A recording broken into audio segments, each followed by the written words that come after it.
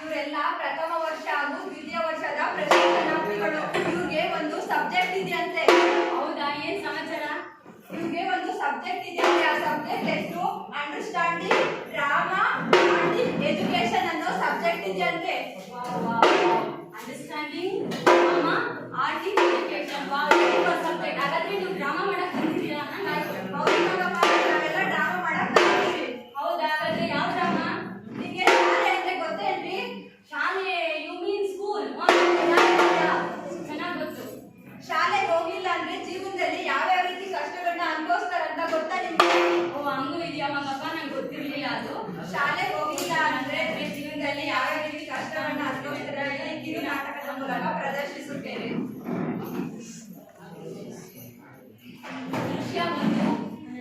ಶಿಕ್ಷಕಿ ಆದವರು ಮಕ್ಕಳಿಗೋಸ್ಕರ ಕಾಯ್ದಿರುವ ಸನ್ನಿವೇಶ.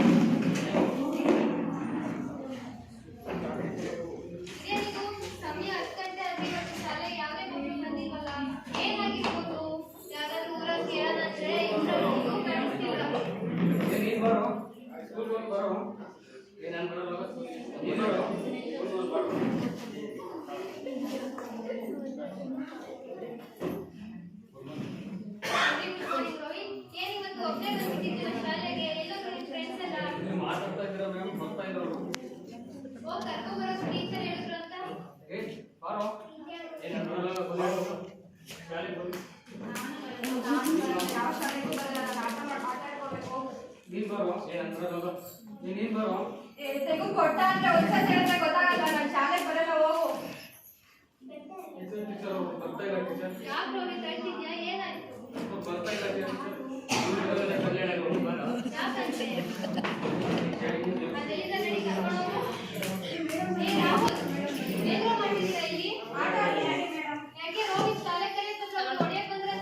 ಶಾಲೆಗೆ ಬರಲ್ಲ ಅಂದ್ರೆ ಶಾಲೆಗೆ ಪಾಪ ಅಂತ ಅದಕ್ಕೆ ಹೊಡೆದ್ಬಿಟ್ಟು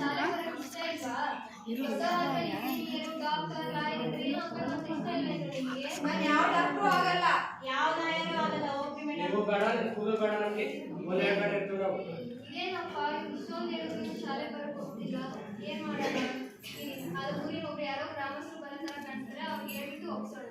ನಮಸ್ತೆ ಸರ್. ನಮಸ್ತೆ ಮೇಡಮ್, ಹೇಳ್ರಿ ಏನ್ ಮಾಡಿದ್ರು ಸಮಾಚಾರ? ಸರ್, ನಿಮ್ಮ ಊರಿನ ಮಕ್ಕಳು ಶಾಲೆ ಕರೆಯಕ್ ಬಂದ್ರೆ ಯಾರು ಬರ್ತಿಲ್ಲ ಸರ್, ಆಟನೇ ಸಾಕು ಅಂತ ಹೇಳ್ತಾರೆ. ನೀವಾದ್ರೂ ಹೇಳಿ ಸರ್ ಸ್ವಲ್ಪ. ಆ ಮಕ್ಕಳಿಗೆ ಸ್ಕೂಲ್ ಬೇಡ ಏನು ಬೇಡ, ನಿಮ್ ಕೆಲಸ ಏನೈತೆ ಅದನ್ನ ಮಾಡ್ಕೊಂಡು ಹೋಗ್ರಿ ನೀವು. ಅಲ್ಲ ಸರ್, ಊರಿನ ಗ್ರಾಮಸ್ಥರಾಗಿ ನೀವೇ ಹಿಂಗೆ ಹೇಳಿದ್ರೆ ಅವ್ರ ಭವಿಷ್ಯದ ಚಿಂತೆ ಬೇಡ ನಿಮಗೆ? ಅವ್ರ ಭವಿಷ್ಯದ ಕತೆ ಏನು, ಮುಂದೆ ದೊಡ್ಡರಾದ್ಮೇಲೆ ಏನಾಗ್ತಾರೆ ಅನ್ನೋದು. ಅವ್ರ ಭವಿಷ್ಯ ಅವ್ರು ರೂಪಿಸ್ಕೊಳ್ತಾರೆ. ನಿಮ್ ಕೆಲಸ ಏನಿದೆ ಅದನ್ನ ಮಾಡೋಗಿ. ಸುಮ್ಮನೆ ನೀವು ಏನ್ ಮಾಡ್ತೀರಿ ಸ್ಕೂಲಲ್ಲಿ ಅಂತ ನನಗೆಲ್ಲ ಗೊತ್ತಿದೆ. ಹೋಗಿ ಸುಮ್ಮನೆ ನೀವು ಅವ್ರ ಮಕ್ಕಳು ಆಟ ಆಡ್ಲಿ. ಇದೇನಪ್ಪ ಊರಿನ ಗ್ರಾಮಸ್ಥರಾಗಿ ಈ ತರ ಹೇಳ್ತಿರಲ್ಲ. ನೋಡೋಣ, ಈ ಊರಲ್ಲಿ ಇನ್ನೊಬ್ರು ಪೋಷಕರನ್ನ ಒಪ್ಸಾದ್ರೂ ಕೇಳೋಣ.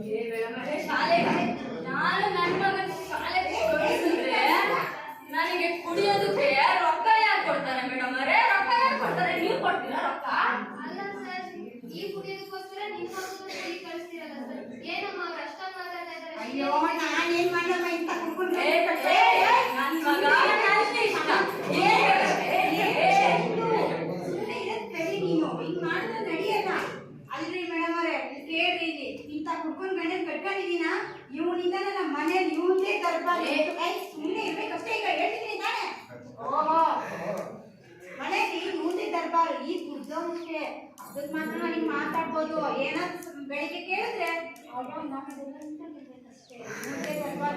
ಇವ್ನು ಹೇಳ್ದಕ್ಕೆ ಕೇಳ್ಬೇಕು. ಮನೆ ನಾವೇನು ಮಾಡೋಕ್ಕಾಗುತ್ತೆ? ಆದ್ರೆ ಸ್ಕೂಲಿಗೆ ಅಂತ ಕಳ್ಸಕ್ ನಾವು ಆಗಲ್ಲ. ಇವ್ನು ಹೇಳಿದ್ದೇ ನಡೀಬೇಕು ಮನೆ. ಅಯ್ಯೋ ಏನ್ ಕೆಲಸ ಇದ್ದಾದ್ರೂ ನೋಡ್ಕೊಳ್ರಿ. ಯಾವ ಶಾಲೆ ಕಳ್ಸಲ್ಲ, ನಿಮ್ಗೆ ಎಷ್ಟು ಏನ್ ಕೆಲಸ ಇದ್ದಾದ್ರೂ ನೋಡ್ಕೊಳ್ರಿ. ಇದೇನಪ್ಪ ಈ ಊರಿನ ಸ್ಥಿತಿ ಹಿಂಗಿದೆ. ಮುಂದೆ ಊರಿನ ಸ್ಥಿತಿ ಏನಾಗುತ್ತೋ ಏನೋ ದೇವ್ರೆ.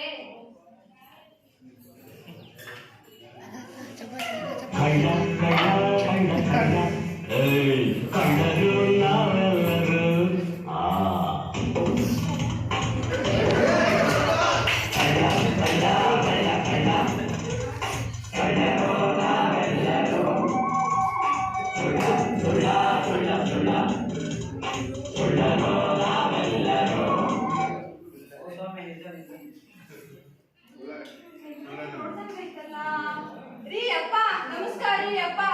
ನಮಸ್ಕಾರ ಹೇಳ್ರಿ. ನಮ್ದು ಯಾವ ಸ್ವಾಮಿ?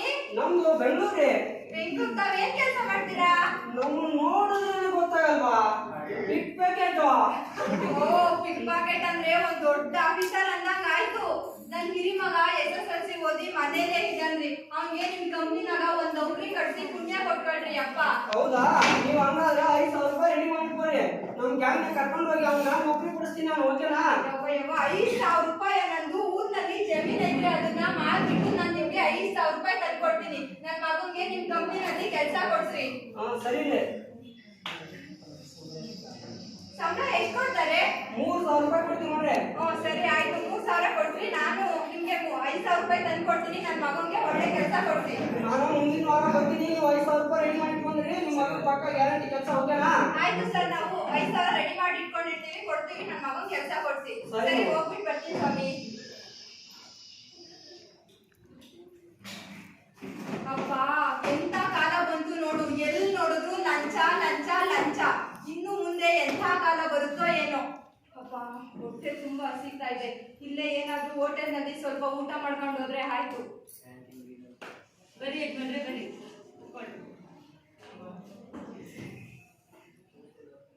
ಏನ್ ಬೇಕಿದೆ ಸರ್? ಏನೇನು ಸಿಗುತ್ತೆ ಊಟ? ರೊಟ್ಟಿ, ಚಪಾತಿ, ಅನ್ನ ಸಾಂಬಾರು. ಒಂದು ಪ್ಲೇಟ್ ಅನ್ನ ಸಾಂಬಾರು ಕೊಡಿ.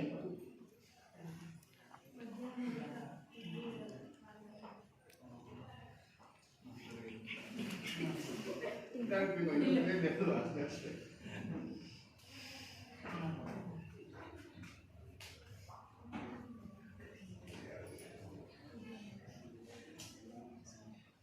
Bill bill. ಅಯ್ಯೋ ಏನಪ್ಪ ಮಾಡೋದು, ಯಾರೋ ಒಬ್ಬ ನನ್ನ ಜೇಬ್ನಲ್ಲಿರೋ ದುಡ್ಡನ್ನೆಲ್ಲ ತಗೊಂಡು ಹೊರಟೋಗ್ಬಿಟ್ಟು ಇವಾಗ ನಾನೇನಪ್ಪ ಮಾಡೋದು? ಅಯ್ಯಯ್ಯಪ್ಪೋ, ಅಯ್ಯೋ ನಾನು ಇವಾಗ ಏನಪ್ಪ ಮಾಡ್ಲಿ? ಅಯ್ಯಯ್ಯೋ. ಯಾಕಪ್ಪ ಬೀದಿ ಮೇಲೆ ಲಬ ಲಬ ಅಂತ ಬಾಯ್ ಮಾಡ್ಕೊಂತ ಇದೀಯಾ? ಅಯ್ಯೋ ಏನಂತ ಹೇಳಿ ಸ್ವಾಮಿ, ಯಾರೋ ಒಬ್ಬ ನನ್ನ ಜೇಬ್ನಲ್ಲಿ 5,000 ರೂಪಾಯಿನ ಕಳ್ತನ ಮಾಡ್ಕೊಂಡು ಹೋಗ್ಬಿಟ್ಟವ್ನೆ. ನನ್ ಹಿರಿ ಮಗಳದು ಮದ್ವೆ ಐತೆ, ನನ್ನ ಹಳ್ಳಿಗೆ ವರದಕ್ಷಿಣೆ ಕೊಡ್ಬೇಕಾಗಿತ್ತು. ಇವಾಗ ನಾನು ವರದಕ್ಷಿಣೆ ಕೊಡ್ಲಿಲ್ಲ ಅಂದ್ರೆ ನನ್ನ ಮಗಳಿಗೆ ನನ್ನ ಹಳ್ಳಿಯ ತಾಳಿನೇ ಕಟ್ಟಲ್ಲ. ಇವಾಗ ನಾನು ಏನ್ ಮಾಡ್ಬೇಕು ಸ್ವಾಮಿ? ಪಿಕ್ ಪಾಕೆಟ್ ಅಂದ್ರೆ ಏನ್ ಅನ್ಕೊಂಡಿದ್ರಿ ನೀವು? ಅಯ್ಯೋ ಪಿಕ್ ಪಾಕೆಟ್ ಅಂದ್ರೆ ಅದೊಂದು ದೊಡ್ಡ ಆಫೀಸರ್ ಅಂತ ಅನ್ಕೊಂಡಿದ್ದೆ. ಪಿಕ್ ಪಾಕೆಟ್ ಅಂದ್ರೆ ಜೇಬುಗಳ ಅಂತ. ಅವನ್ ವಿಶ್ವಾಸ ಬೆಳೆಸಿದ್ದಕ್ಕೆ ಅವ ನಿನ್ನ ಸಮೇತ ಪಿಕ್ ಪಾಕೆಟ್ ಮಾಡ್ಬಿಟ್ಟ. ಅಯ್ಯೋ ನನಗ್ ಗೊತ್ತಾಗಿಲ್ರಿ ಅಪ್ಪ, ನಾನು ಪಿಕ್ ಪ್ಯಾಕೆಟ್ ಅಂದ್ರೆ ಒಂದ್ ದೊಡ್ಡ ಆಫೀಸರ್ ಅಂತ ತಿಳ್ಕೊಂಡ್ಬಿಟ್ಟಿದ್ದೆ. ಆಯ್ತು, ನಿಮ್ ಹೆಸರೇನು? ನನ್ನ ಹೆಸರು ಪ್ರಕಾಶ ಅಂತ. ನಿನ್ನ ಹೆಸರು ನೋಡಿದ್ರೆ ಪ್ರಕಾಶ ಅಂತ ಇಟ್ಕೊಂಡಿದ್ಯಾ, ನೀನ್ ನೋಡಿದ್ರೆ ಕತ್ಲಲ್ಲೇ ಇದೆಯಾ. ನಾನು ಏನ್ ಮಾಡ್ಲಿ ಅಪ್ಪ, ನಾನ್ ಸಣ್ಣವನಿದ್ದಾಗ ನಮ್ ತಂದೆ ತಾಯಿಗಳು ನನ್ನ ಶಾಲೆ ಕಳಿಸ್ಲಿಲ್ಲ. ಈಗ ಅವ್ರ ತಲೆ ಮೇಲೆ ಒಂದ್ ದೊಡ್ಡ ಕಲ್ಲು ಎತ್ತಾಕ್ಬೇಕು ಅನ್ಸುತ್ತೆ. ಹಾಗಲ್ಲ ಪ್ರಕಾಶ, ನೀನ್ ಈಗ ಮಾಡ್ಬೇಕಾಗಿದ್ದು ಓದು ಬರಹ ಕಲಿಬೇಕು. ಅದು ಬಿಟ್ಟು ಅವ್ರ ತಲೆ ಮೇಲೆ ಕಲ್ಯಾಕೆ ತರ್ತೀಯ? ನೋಡ್ರಿ ಮತ್ತ ನಾನ್ ಚಿಕ್ಕವನಿದ್ದಾಗ ನಮ್ ತಂದೆ ತಾಯಿಗಳು ನನ್ ಶಾಲೆ ಕಳಿಸ್ಬೇಕಿತ್ತಲ್ವಾ? ಇದು ಮಾಡಿದ್ ತಪ್ಪಲ್ವಾ? ಅದಕ್ಕೆ ಸರ್ವಜ್ಞ ಕವಿ ಹೇಳಿರೋದು, ವಿದ್ಯೆ ಕಲಿಸಿದ ತಂದೆ ಬುದ್ಧಿ ಹೇಳದ ಗುರು, ಬಿದ್ದಿರಲು ಬಂದು ನೋಡದ ತಾಯಿ ಶುದ್ಧ ವೈರಿಗಳು ಅಂತ. ಹಂಗಾದ್ರೆ ನಾನು ಓದು ಬರಹ ಕಲ್ತಿಲ್ಲ, ಅದಕ್ಕೋಸ್ಕರ ನನಗೆ ಇದು ತಿಳಿಲಿಲ್ರಿ ಅಪ್ಪ. ಹಾಗಲ್ಲ ಪ್ರಕಾಶ, ನೀನು ಈಗೂ ಸಮೇತ ಶಾಲೆಗೆ ಹೋಗಿ ಓದಿ ಬರಹ ಕಲಿಬಹುದು. ಹಾ, ಈ ವಯಸ್ಸಿನಾಗ ನಾನು ಚೀಲನ ಹೆಗಲ್ ಹಾಕೊಂಡು ಶಾಲೆಗೆ ಹೋಗ್ಬೇಕಂತೀರಾ? ಹಾಗಲ್ಲ ಪ್ರಕಾಶ, ನೀನು ಶಾಲೆಗೂ ಹೋಗಂಗಿಲ್ಲ, ಹೆಗ್ಲಿಗೆ ಪುಸ್ತಕ ಚೀಲನೂ ಹಾಕಂಗಿಲ್ಲ. ಮತ್ತೆ ಹೆಂಗ್ ಕಲಿಬೇಕು ನಾನು ವಿದ್ಯಾಭ್ಯಾಸನ ಈ ವಯಸ್ಸಿನಾಗ? ಬೆಳಿಗ್ಗೆಯಿಂದ ದುಡಿಮೆಗೆ ಹೋಗಿ ಬಂದು ಸಂಜೆ ಹೊತ್ತು ಸ್ವಲ್ಪ ಫ್ರೀ ಮಾಡ್ಕೊಂಡ್ ಬಂದ್ರೆ ನಾನೇ ಅಲ್ಲಿ ಪ್ರೇರಕನಾಗಿ ಕಾರ್ಯನಿರ್ವಹಿಸ್ತೀನಿ. ನಿಮ್ಗೆ ಓದು ಬರಹ ಲೆಕ್ಕ ಎಲ್ಲಾನು ಕಲಿಸ್ತೀನಿ. ಆಯ್ತ್ರಿ ಅಪ್ಪ, ಇವತ್ ಸಂಜೆನೆ ಬಂದು ನಿಮ್ ಕಲಿಕಾ ಕೇಂದ್ರಕ್ಕೆ ಬಂದು ನಾನು ಓದು ಬರಹನ ಕಲ್ತ್ಕೊಂತೀನಿ. ಸರಿ ಆಯ್ತು. ಅಂದಾಗೆ ನಿಮ್ಗೆ ಎಷ್ಟು ಜನ ಮಕ್ಳು? ಅಯ್ಯೋ ನಿಂತ್ಕೊಂಡ್ ಮಾತಾಡಿ ಮಾತಾಡಿ ಕಾಲ್ ತುಂಬಾ ನೋವ್ತಾ ಇದೆ, ಬನ್ನಿ ಕುತ್ಕೊಂಡ್ ಮಾತಾಡೋಣ. ಅಂದಾಗೆ ನಿಮ್ಗೆ ಎಷ್ಟು ಜನ ಮಕ್ಳು ಅಂತ ಹೇಳು? ಅಯ್ಯೋ 8 ಜನ ಇದ್ದಾರ್ರಿ. ಅಮ್ಮ, 8 ಜನ ಮಕ್ಳ? ಅಲ್ರಿ, ನಿಮ್ಗೆ ಯಾರು ಕುಟುಂಬ ಕಲ್ಯಾಣ ಯೋಜನೆ ಬಗ್ಗೆ ತಿಳಿ ಹೇಳಿದ್ದೇನ್ರಿ? ಅಯ್ಯೋ ಕುಟುಂಬ ಯೋಜನಾ ಮೇಡಮ್ ಅವರು ದಿನ ಬಂದು ಆಪರೇಷನ್ ಮಾಡಿಸ್ಬೇಕು ಅಂತ ಹೇಳ್ತಾ ಇದ್ರು. ನಾನೇ ಉಳಿಸಿದ್ದೇವ್ರು ಹುಲ್ನ ಮೇಯಿಸೋದಿಲ್ಲ ಅಂತ ಆಪರೇಷನ್ ಮಾಡಿಸ್ಲಿಲ್ಲ. ಅಲ್ರಿ, 8 ಜನ ಮಕ್ಳು ಮಾಡ್ಕೊಂಡು ಬಡತನನ ಬರ ಮಾಡ್ಕೊಂಡಿದ್ದೀರಾ. ಹುಡ್ಸಿದ ದೇವ್ರು ಹುಲ್ಲುನು ಮೇಯಿಸಲ್ಲ, ಉಣ್ಣೆನೂ ನೀಡಲ್ಲ. ಅಂದ ಹಾಗೆ ನಮ್ಮ ಪ್ರಗತಿ ನಮ್ಮ ಕೈಲಿರುತ್ತೆ. ಅಂದ ಹಾಗೆ ನಿನ್ ಮಕ್ಳು ಏನ್ ಕೆಲಸ ಮಾಡ್ತಿದ್ದಾರೆ? ಒಬ್ಬ ಮಗ SSLC ಓದ್ತಾವನೆ, ಇನ್ನ ಒಬ್ಬ ಮಗಳದು ಮದ್ವೆ ಮಾಡ್ಬೇಕಾಗಿದೆ. ಇನ್ನು ಉಳಿದವರೆಲ್ಲ ಚಿಕ್ಕವರು, ಅವ್ರನ್ನ ಕುರಿ ಕಾಯಲ್ಲಿ ಕಳಿಸ್ತಾ ಇದ್ದೀನಿ. ಹಾಗಲ್ರಿ, ನೀವು ಓದುವ ವಯಸ್ಸಿನಲ್ಲಿ ಮಕ್ಳನ್ನೆಲ್ಲ ಕುರಿ ಕಾಯಿಲೆ ಕಳ್ಸಿದಿರಲ್ಲ, ಅವ್ರನ್ನು ಕುರಿಗಳನ್ನಾಗಿ ಮಾಡ್ಬೇಕಂತ್ಕೊಂಡಿದ್ದೀರಾ? ಇಲ್ಲ ಸ್ವಾಮಿ, ನೀವು ದೇವ್ರ ಬಂದಾಗ ಬಂದೆ ನನಗೆ ಒಳ್ಳೆ ಮಾತುಗಳನ್ನ ಹೇಳಿದ್ದೀರಿ. ನಾನು ಇವತ್ತೇ ಬಂದು ನಿಮ್ ಕಲಿಕಾ ಕೇಂದ್ರಕ್ಕೆ ವಿದ್ಯಾಭ್ಯಾಸ ಕಲ್ಕೊಂತೀನಿ. ಅದೇ ರೀತಿ ನನ್ನ ಮಕ್ಕಳನ್ನು ನಾನು ಶಾಲೆಗೆ ಕಳಿಸ್ತೀನಿ ನಾಳೆಯಿಂದ. ಸರಿ ಆಯ್ತು, ನಾಳೆಯಿಂದ ನಿಮ್ ಮಕ್ಕಳನ್ನ ಶಾಲೆ ಕಳಿಸಿ. ಅಂತ ಮಕ್ಕಳಿಗಾಗಿಯೇ ಸರ್ಕಾರ ಮಹಾಮರಳಿ ಶಾಲೆಗೆ, ಬಾಲೆ ಶಾಲೆಗೆ ಹೀಗೆ ಮುಂತಾದ ಕಾರ್ಯಕ್ರಮಗಳನ್ನು ಹಮ್ಮಿಕೊಂಡಿದ್ದು, ಅದ್ರ ಜೊತೆಗೆ ಪುಕ್ಕಟೆಯಾಗಿ ಪುಸ್ತಕ, ಬಿಸಿ ಊಟ ಎಲ್ಲಾನು ನೀಡ್ತಾ ಇದ್ದಾರೆ. ಫಸ್ಟ್ ನೀವು ನಿಮ್ ಮಕ್ಕಳನ್ನ ಶಾಲೆಗೆ ಹಚ್ಚ್ರಿ. ಸರಿ ರೀ ಅಪ್ಪೆ, ನಾನು ಹೋಗ್ಬಿಟ್ಟು ಬರ್ತೀನಿ. ಸರಿ ಆಯ್ತು, ಹೋಗ್ರಿ. ಹಳ್ಳಿಗಳಲ್ಲಿ ಅನಕ್ಷರಸ್ಥರ ಸಂಖ್ಯೆ ಹೆಚ್ಚಾಗಿದ್ದು, ಇಂತಹ ಮುಗ್ಧ ಜನರನ್ನು ಬಗ್ಗು ಬಡಿಯಬೇಕಾದ ಕೆಲಸ ಮಾಡಬೇಕು. ಹಾಗೆಯೇ ಎಲ್ಲರನ್ನು ವಿದ್ಯಾವಂತರನ್ನಾಗಿ ಮಾಡ್ಬೇಕನ್ನೋದೇ ನನ್ನ ಕೋರಿಕೆ.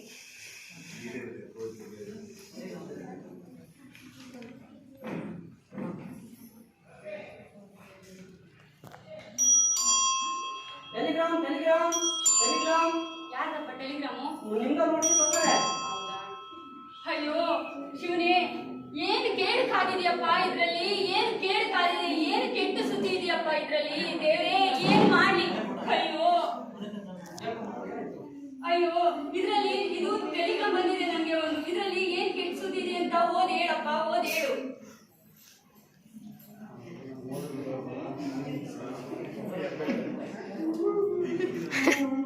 ಅಯ್ಯೋ ಶಿವನೇ,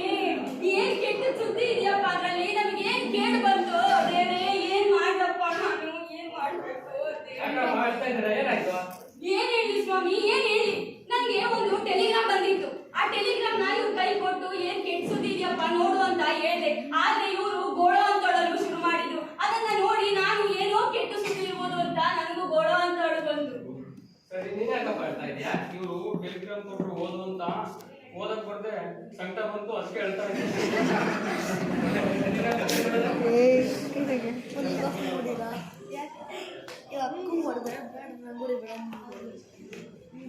ಟೆಲಿಗ್ರಾಮ್ ಬಂದ್ಕೊಂಡು ಕೆಟ್ಟ ಸುದ್ದಿ ಅಂತ ನನ್ನ ಅಭಿಪ್ರಾಯ. ಅದಕ್ಕಾಗಿ ನನಗೆ ಹೇಳ್ತಾ ಇದ್ದೀರಾ?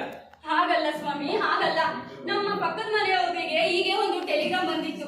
ಅವರು ಕೂಡ ಆ ಟೆಲಿಗ್ರಾಮ್ ನ ಓದಿ ಗೋಳೋ ಅಂತ ಹೇಳಲು ಶುರು ಮಾಡಿದ್ರು ಸ್ವಾಮಿ, ಗೋಳೋ ಅಂತ ಹೇಳಲು ಶುರು ಮಾಡಿದ್ರು. ಏನ್ ಮಾಡ್ಲಿ? ಟೆಲಿಗ್ರಾಮ್ ಬಂದ್ ಕೂಡಲೇ ಅಳ್ಬೇಕು ಅಂತಾನೆ ಬರ್ತ, ಅದಕ್ಕಾಗಿ ನೀವು ಹೇಳ್ತಾ ಇದ್ದೀರಾ? ಅದ್ ಸರಿ, ಪಕ್ಕದ ಮನೆ ಟೆಲಿಗ್ರಾಮ್ ನೋಡಿ ಹೇಗತ್ರು? ಆ ಟೆಲಿಗ್ರಾಮ್ ಅಲ್ಲಿ ಅವರ ಸಂಬಂಧಿಕರು ಒಬ್ರು ಚಿತ್ರದುರ್ಗದ ಬಳಿ ಹೆದ್ದಾರಿಯಲ್ಲಿ ಆಕ್ಸಿಡೆಂಟ್ ಆಗಿ ಸತ್ರಂತೆ. ಆ ವಿಚಾರ ಕೇಳಿ ಅವರು ಕೂಡ ಗೋಳೋ ಅಂತ ಹೇಳಲು ಶುರು ಮಾಡಿದ್ರು. ಟೆಲಿಗ್ರಾಮ್ ಬಂದ್ ಕೂಡಲೇ ಕೆಟ್ಟ ಸುದ್ದಿ ಅಂತ ನಿಮ್ಮ ಅಭಿಪ್ರಾಯ. ಈ ಟೆಲಿಗ್ರಾಮ್ ಅಲ್ಲಿ ಸಿಹಿ ಸುದ್ದಿ ಬಂದಿದೆ. ಎಲ್ಲರೂ ಒಳಗೆ ಬಂದು ನಮಗೆ ಸ್ವೀಟ್ ಕೊಡ್ಬೇಕು. ಹೌದಾ ಸ್ವಾಮಿ, ಏನು ಸಿಹಿ ಸುದ್ದಿ ಬಂದಿದ್ಯಾ? ದಯವಿಟ್ಟು ಹಾಗಾದ್ರೆ ಬೇಗ ಹೇಳಿ ಸ್ವಾಮಿ, ಬೇಗ ಹೇಳಿ. ಏನ್ ಸಿಹಿ ಸುದ್ದಿ ಇದೆ ಅಂತ ಅದ್ರಲ್ಲಿ? ಇವಾಗ PUC ನಲ್ಲಿ ಫಸ್ಟ್ ಕ್ಲಾಸ್ ಪಾಸ್ ಆಗಿದ್ದಾರೆ. ಏನು, ನನ್ನ ಹಿರಿಮಗ ಫಸ್ಟ್ PUC ಲಿ ಫಸ್ಟ್ ಕ್ಲಾಸ್ ಪಾಸ್ ಆಗಿದ್ದಾನ?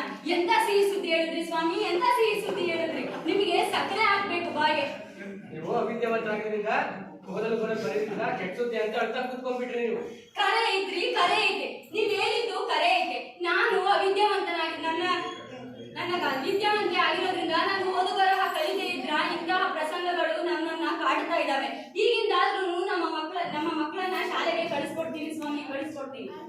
ನಿಮ್ಮ ಅನುಭವದ ಮಕ್ಕಳನ್ನ ವಿದ್ಯಾವಂತರು ಸ್ವಲ್ಪ ಬುದ್ಧಿ ಹೇಳಿ, ಇವಿಲ್ಲಾರು ಸ್ವಲ್ಪ ಬದಲಾಗ್ಲಿ. ಅವರು ಆ ಮಕ್ಕಳನ್ನ ಶಾಲೆಗೆ ಸೇರಿಸುವಂತಾಗ್ಲಿ. ಈಗ ಸಮಯ ರಾತ್ರಿ ಆಗ್ತಾ ಬರ್ತಾ ಇದೆ. ನೀವು ನಿಮ್ ಕೆಲಸ ಮುಗಿಸ್ಕೊಂಡು ಸಂಜೆ ಶಾಲೆಗೆ ಬಂದ್ಬಿಡ್ರಿ ಬೇಗ. ಆಗ್ಲಿ ಸ್ವಾಮಿ, ಆಗ್ಲಿ. ನಿಮ್ಮಿಂದ ತುಂಬಾ ಉಪಕಾರ ಆಯ್ತು ಸ್ವಾಮಿ.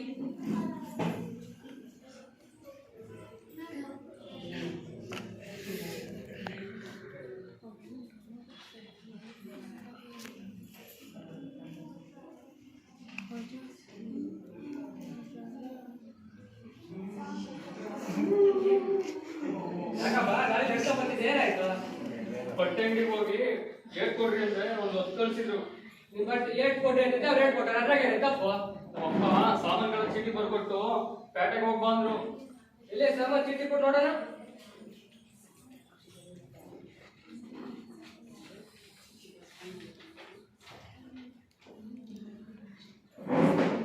ಇದರಲ್ಲಿ ಆಟೋ ಅಂತ ಬಂದೈತೆ. ನೀನ್ ನೋಡಿದ್ರೆ ಏಟ್ ಕೊಟ್ಟೆ ಅಂತಿದ್ದೆ, ಅದಕ್ಕೆ ಅವ್ರು ಏಟ್ ಕೊಟ್ಟವ್ರೆ.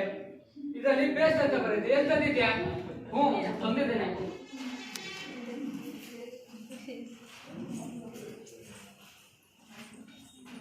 ಅಯ್ಯೋ ಕಟ್ಕೊಂಡ, ಇದ್ರಲ್ಲಿ ನೋಡಿದ್ರೆ ಪೇಸ್ಟ್ ಅಂತ ಬರ್ತೈತೆ. ನೀನ್ ನೋಡಿದ್ರೆ ವೇಸ್ಟ್ ತಂದಿದ್ದೆ. ಯಾರು ಕೊಟ್ರು ನಿಮ್ಗೆ ಇದೆಲ್ಲ? ಪೋಸ್ಟ್ ಆಫೀಸ್ಗೆ ಹೋಗಿ ವೇಸ್ಟ್ ಕೊಡ್ರಿ ಅಂದೆ. ಎಷ್ಟಲ್ಲಿ ಹಿಡಿದ್ರೆ ತಗೊಂಡು ಹೋಗು ಅಂದ್ರು. ಸಿಲು ತುಂಬಾ ತುಂಬ್ಕೊಂಡು ಬಂದೆ. ಮತ್ತೆ ಏನ್ ತಂದಿದ್ಯಾ? ಕಿರಾಣಿ ಅಂಗಡಿಗೆ ಹೋಗಿ ಕೊತ್ತಂಬರಿ ಸೊಪ್ಪು, ವಾಂತಿ ಸೊಪ್ಪು, ಸೊಪ್ಪೇದಂಟು ಕೇಳಿದೆ. ನಮ್ಮ ಅಂಗಡಿಯಲ್ಲಿ ಇಲ್ಲ, ತರೀಕೆರೆ ಅಂಗಡಿಗೆ ಹೋಗು ಅಂತ ಹೇಳಿ ತಪ್ಪಿಡಿದು ಹೊರ ತಪ್ಪಿದ್ರು. ಸದ್ಯ ನಿಮ್ ಪುಣ್ಯ ಕತ್ತೆ ತೊಡಕಾಗಲ್ಲ. ಹ್ಞೂ, ಯಾಕ್ರಿ ಹಿಂಗಂತೀರಿ?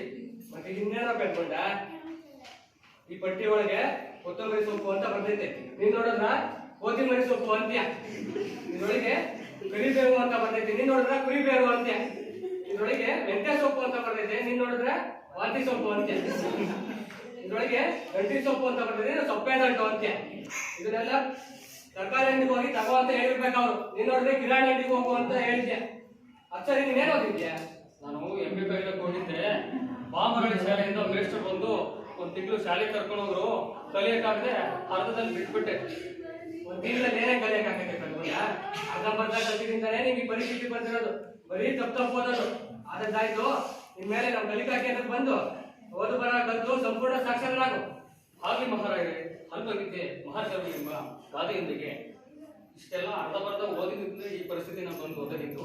ಇನ್ನು ಮುಂದೆ ನಿಮ್ಮ ಶಾಲೆಗೆ ಐಡಿ ಶಾಲೆ ಬಂದು ಕಲಿತಿದ್ರಿ. ನಮ್ ಜನ ಯಾವಾಗ ಸಾಕ್ಷರಾಗೋದಿಲ್ವೋ ಅಲ್ಲಿವರೆಗೂ ನಮ್ ಜನರ ಬಡತನ, ಅಜ್ಞಾನ ಮತ್ತು ದೇಶದ ಪ್ರಗತಿ ಕಗ್ಗಂಟಾಗಿಯೇ ಉಳಿತದೆ. ಅದ್ ಯಾವಾಗ ಬುದ್ಧಿ ಬರುತ್ತೋ ಏನ್ ಕಥೆನೋ.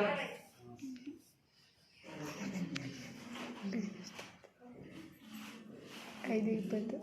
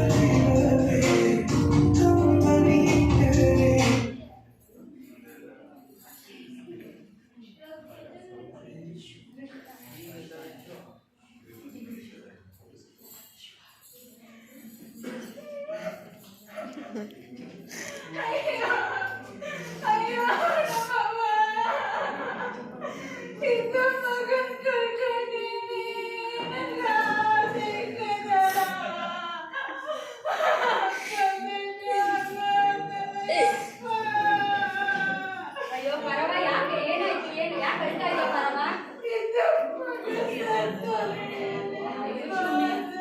ಒಬ್ಬನ ಸತ್ತೋಗ್ಬಿಟ್ಟ. ಯಾಕೆ ಪರವ, ಏನಾಗಿತ್ತು?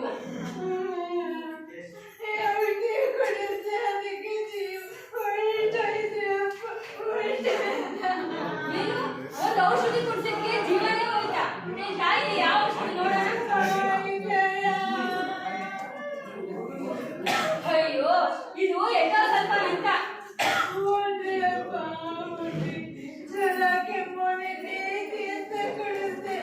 ಅದಕ್ಕೆ ಮಗ ಜೀವ ಅಲ್ಲ ಪರವ, ಬುದ್ಧಿ ಏನಾದ್ರೂ ಇದೆಯಾ ನಿನಗೆ? ಜ್ವರ, ಕೆಮ್ಮು, ನೆಗಡೆ ಬಂದಿರ್ಬೋದು. ನೀನು ಡಾಕ್ಟರ್ ಹತ್ರ ಕರ್ಕೊಂಡು ಹೋಗ್ಬೇಕು. ಅದ್ ಬಿಟ್ಟು ಔಷಧಿ ಕುಡಿಸ್ತಾರಂತ ಯಾರು ಹೇಳಿದ್ ನಿನಗೆ? ಮುದ್ಕಪ್ಪಚ್ಚ ಕೂಡ್ಸು ಬಿಡ್ತೈತೆ ಅಂತ ಹೇಳ್ದ. ಅದಕ್ಕೆ ಕುಡಿಸ್ದೆ. ಅಲ್ಲ ಪರವ, ಆ ಮುದ್ಕಜಪ್ಪ ಹೇಳಿರ್ಬೋದು ಜ್ವರ, ಕೆಮ್ಮು, ನೆಗಡೆಗೆ ಔಷಧಿ ಕುಡಿಸು ಅಂತ. ಆದ್ರೆ ನೀನ್ ಮಾಡಿರೋದಾದ್ರೆ ಏನು? ಬೈಲಿ ಹೊಡೆಯೋ ಔಷಧಿನ ಕುಡಿಸಿದೆ. ಎಂಟೋ ಸ್ವಲ್ಪ ಔಷಧಿ ಕುಡಿಸಿದ್ರೆ ನಿನ್ ಮಗ ಉಳಿಯೋದುಂಟಾ? ನೀನ್ ಓದು ಬರಹ ಕಲ್ತಿಲ್ವಾ? ಇಲ್ರಿ ಅಪ್ಪ, ತಿಳಿದಿರಿ ನನಗೆ ಔಷಧಿ ಅಂದ್ರೆ ಇದೇ ಇರ್ಬೇಕು ಅಂತ ಕುಡಿಸ್ದೆ. ಒಂದ್ ಊಟ ಬಿಡ್ತಿದ್ದಕ್ಕೆ ನನ್ ಮಗ ಪ್ರಾಣ ಬಿಡ್ತೀಯಪ್ಪ. ಅಯ್ಯೋ ದೇವ್ರೇ. ಅಯ್ಯೋ, ಈಗ ಓಡಾಡಿದ್ರೆ ಏನ್ ಬಂತು ಪರವ? ನಿನ್ ಮಗ ಸತ್ತವನು ಬರಲಾರ, ಚಿಂತಿಸಿ ಫಲವಿಲ್ಲ. ನೀನು ಮೊದಲು ಮಾಡ್ಬೇಕಾಗಿರೋದು ಓದು ಬರಹ ಕಲಿಬೇಕು. ನನ್ಗ ದಿಕ್ಕು ನಾನು ಏನ್ ಮಾಡ್ಬೇಕ್ರಿಯಪ್ಪ? ಓದು ಬರೋದ್ರೆ ಈ ವಯಸ್ಸಾಗ ಹ್ಯಾಂಗ್ ಕಲಿಬೇಕ್ರಿಯಪ್ಪ? ನಾನು ಹ್ಯಾಂಗ್ ಕಲಿಬೇಕು ಹೇಳಿ? ಹಿಂಗಂದ್ರೆ ಏನಂತ ಹೇಳಿ ಪರವ? ಹ್ಯಾಂಗ್ ಕಲಿಬೇಕು ಅಂದ್ರೆ ನಾನು ಏನು ಹೇಳಿ? ಓದಿಗೆ ವಯಸ್ಸಿನ ಮಿತಿ ಇಲ್ಲ, ಭೇದ ಭಾವವಿಲ್ಲ. ಇದಕ್ಕೆಲ್ಲ ಸರ್ಕಾರ ವ್ಯವಸ್ಥೆ ಮಾಡಿದೆ. ಈಗ ನೀನು ಮಾಡ್ಬೇಕಾಗಿರೋದು ಮೊದಲು ಓದು ಬರಹ ಕಲಿಬೇಕು. ಆ ನಂತರ ಈ ತರ ಪ್ರಸಂಗಗಳು ಮುಂದೆ ಅನಾಹುತಗಳು ಆಗದಂಗೆ ನೋಡ್ಕೋಬಹುದು. ಆಗ್ಲಿ ಅಪ್ಪ, ಆಗ್ಲಿ. ರಾತ್ರಿ ಬಾವಿಗೆ ಹಗಲು ಬೀಳೋದು ಬೇಡ. ನೀವು ಈ ದಾರಿ ತೋರಿಸಿದ್ರಲ್ಲ, ನಿಮ್ ಕಲಿಕಾಕ್ಕೆ ಬಂದು ಓದು ಬರಹ ಕಲಿತೀನಿ. ಅಪ್ಪ, ಈಗಾದ್ರೂ ನಿನಗೆ ಬುದ್ಧಿ ಬಂತಲ್ಲ, ಮೊದಲು ಕೆಲಸ ಮಾಡು. ನಾನು ನಿನಗೆ ಓದು ಬರಹ ಹೇಳ್ಕೊಡ್ತೀನಿ. ಮುಂದೆ ನಿನಗೆ ಮಾಡ್ಬೇಕಾಗಿದ್ದು ಕೆಲಸ ತುಂಬಾ ಇದೆ. ಮೊದಲು ಈಗ ನೀನು ಮಗಂದ ಶವ ಸಂಸ್ಕಾರ ಮಾಡು. ನಾನು ಹೋಗಿ ಬರ್ತೇನೆ ಕಲಿಕಾ ಕೇಂದ್ರಕ್ಕೆ. ನೀನು ಕಲಿಕಾ ಕೇಂದ್ರಕ್ಕೆ ನೀನು ಇದು ಮಾಡಿಕೊಂಡು ಸಂಜೆ ಹಂಗೆ ಬಾ. ನಾನು ನಿನಗೆ ಓದು ಬರಹ ಹೇಳ್ಕೊಡ್ತೀನಿ. ನಾನು ಓದು ಬರಹ ಕಲಿತಿದ್ರೆ ಆ ವಿಷಯ ನನ್ ಕೊಡ್ಸಿ ನನ್ ಮಗನ ಪ್ರಾಣ ಕಳ್ಕೊಳ್ಳೋಕೆ ನನ್ಗೆ ಆಗ್ತಿರ್ಲಿಲ್ಲ. ಈ ಪ್ರಪಂಚದಲ್ಲಿ ನನ್ನಂತ ಕೆಟ್ಟ ತಾಯಿ ಯಾರೂ ಇರೋದಕ್ಕೆ ಸಾಧ್ಯ ಇಲ್ಲ. ನಾನು ಓದು ಬರಹ ಕಲಿತಿದ್ರೆ ಈಗ ಕಳ್ಕೊತಿದ್ದ ನನ್ನ ಮಗನ. ಇಲ್ಲ, ಈಗಾದ್ರೂ ಈ ವಯಸ್ಸಾಗೆ ಆಗ್ಲಿ ಪರವಾಗಿಲ್ಲ. ನಾನು ಓದು ಬರಹ ಕಲಿತು ಬೇರೆಯವ್ರಿಗೆ ನನ್ನಂತೆ ನಾನು ಮಾಡಿದ ತಪ್ಪನ್ನ ಅವ್ರ್ಯಾರು ಮತ್ತಾರು ಮಾಡಬಾರ್ದು ಅಂತ ಒಂದು ಅರಿವನ್ನ ಅವ್ರಿಗೂ ತಿಳಿಸ್ಕೊಡ್ತೀನಿ, ಒಂದು ಮಾತ್ರ. ಆದ್ರೆ ಈ ಮಗ ಮತ್ತೆ ಬರೋದಕ್ಕೆ ಸಾಧ್ಯ ಇಲ್ಲ.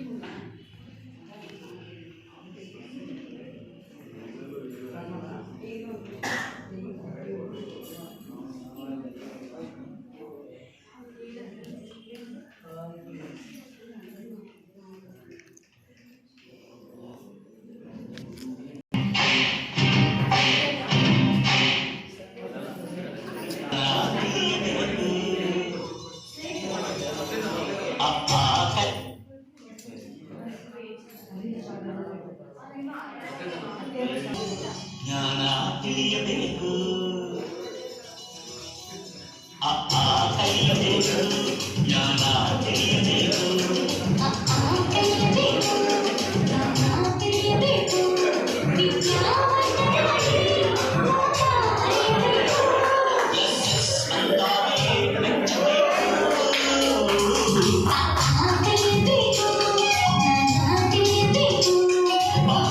ಕಲಿಯಬೇಕು ಜ್ಞಾನ ತಿಳಿಯಬೇಕು